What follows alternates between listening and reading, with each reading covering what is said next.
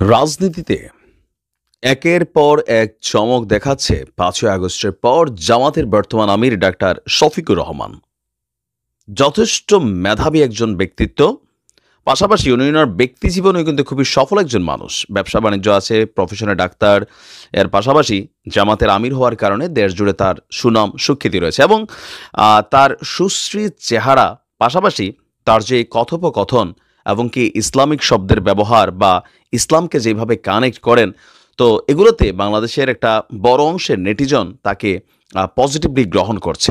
Media কাভারেজও মোটামুটি পাচ্ছেন। তো এর মাঝখানে জামাত নিয়া জামাতের আমির যত মিষ্টি মিষ্টি বা সুন্দর কথা বলেন, অপরদিকে বাংলাদেশের আরেকটা বড় শক্তি চরমোনাই গ্রুপ। সেই গ্রুপটা প্রতিনিয়ত জামাত একটা ভণ্ড, জামাত ধর্ম ব্যবসায়ী, এরকম নানান শব্দ তারা প্রতিনিয়ত কিন্তু বলতো। লম্বা একটা সময় জুড়ে জামাত এবং চরমোনাইয়ের অনুসারীদের মধ্যে অফলাইনে অনলাইনে একটা শত্রুতা, দ্বন্দ্ব, একে অন্যকে ঘায়েল করার জন্য অনেক কথা বলতেন। এখন দুইটা দলই তারা ইসলামিক লেবাসে চলেন, দুইটা দলই তারা ইসলামের শাসন কায়েম করতে চান এই দেশে, কিন্তু আদর্শিকভাবে তাদের যেই ফারাক, সেই ফারাকের কারণে এই দেশে ইসলামী যে দলগুলো আছে তারা কখনো রাষ্ট্র ক্ষমতায় যাওয়ার সুযোগ নেই। তবে এই বিষয়টা একটু দেরিতে হলেও বুঝে গেছে জামাত এবং চরমোনাই সহ হয়তো মাওলানা মামুনুল হক সাহেবের যে হেফাজত ইসলাম আন্দোলন, হেফাজত ইসলাম, ইসলামী আন্দোলন বাংলাদেশ, যতগুলো রাজনৈতিক প্ল্যাটফর্মের নেতারা আছেন একজোট হচ্ছেন।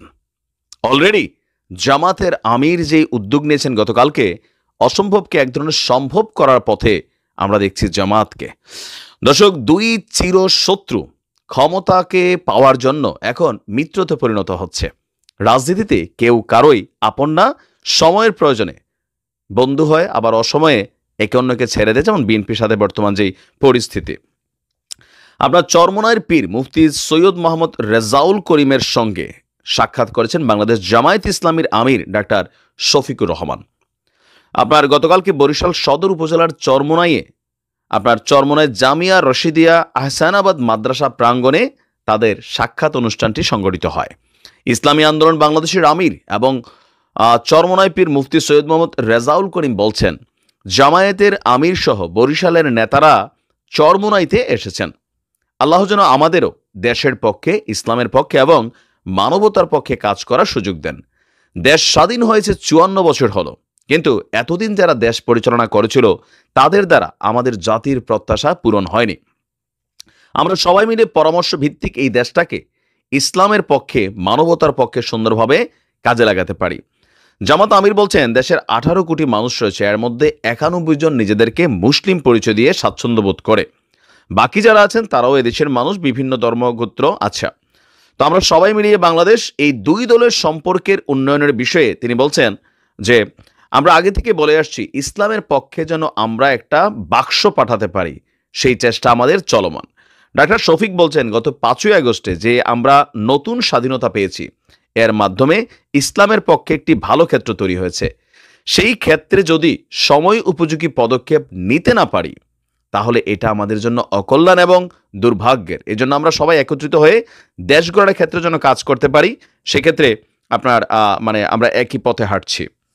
সোজা বাংলা আমরা যদি বলি, বিএনপির বিরুদ্ধে জামাতকে যদি ক্ষমতায় যেতে হয়, তারা ইসলামিক ভাবাদর্শ যেটা তারা মাঠে প্রচার করছেন বা তারা ক্যারি করেন, তারা দাবি, তাহলে হেফাজত ইসলাম এটাকে 100% লাগবে, মাওলানা মামুনুল হক দল। পাশাপাশি হচ্ছে আপনার এই ইসলামী আন্দোলন বাংলাদেশ, মানে চরমোনাই টিম। এর পাশাপাশি লাগবে আরও কিছু, ওই যে আপনার আলিয়া, সুন্নি, আরও কি যে টিমগুলো আছেন। তারপর তাবলিগ, বিশাল একটা টিম তাবলিগের। তবে তাবলিগের মধ্যে বিভাজন আছে, সাতপন্থী, জোবায়েরপন্থী। যারা জোবায়েরপন্থী তারা হচ্ছেন হেফাজতপন্থী, আর সাতপন্থী যারা, এদেরকে বলা হয় যে আওয়ামী লীগপন্থী। তো এই যে বিশাল অনেকগুলো গোষ্ঠী আছে বাংলাদেশের, ছোট বড় সবগুলা গোষ্ঠী যদি একত্রিত হয়, জামাতি উদ্যোগ কিন্তু নেওয়া শুরু করছে। প্রথম নিচে চরমোনাইরে, তারপর আমরা হয়তো দেখব খুব শীঘ্রই হেফাজতের সাথে তাদের বৈঠক হবে। এরপর আরও যে ইসলামিক দলগুলো আছে মধ্যম সারির, তাদের সাথে বৈঠক হবে। তারা সবাই যদি একজোট হয়, তাহলে বিএনপির জন্য কিছুটা ধাক্কা তো পড়বে। তবে এই টিমগুলো যদি আলাদা আলাদা কাজ করে, এরা কেউই রাষ্ট্র ক্ষমতা এককভাবে যাওয়ার সক্ষমতা নেই, এটা জামাত বলছে। আবার এবার দেখেন জামাতের রাজনীতিতে আরও একটা পরিবর্তন, অমুসলিমদেরকে তারা টানার চেষ্টা করছে, নানানভাবে তাদের প্রোগ্রামে যাচ্ছে, বিতর্কিত হচ্ছে, বাট তারা কাজ বন্ধ করছে না। আপনার কি মনে হয় জামাতের এই পদক্ষেপে বিএনপির জন্য কি আসলে কোনো ধরনের ক্ষমতায় যাওয়ার পথে বাধা তৈরি করবে নাকি করবে না?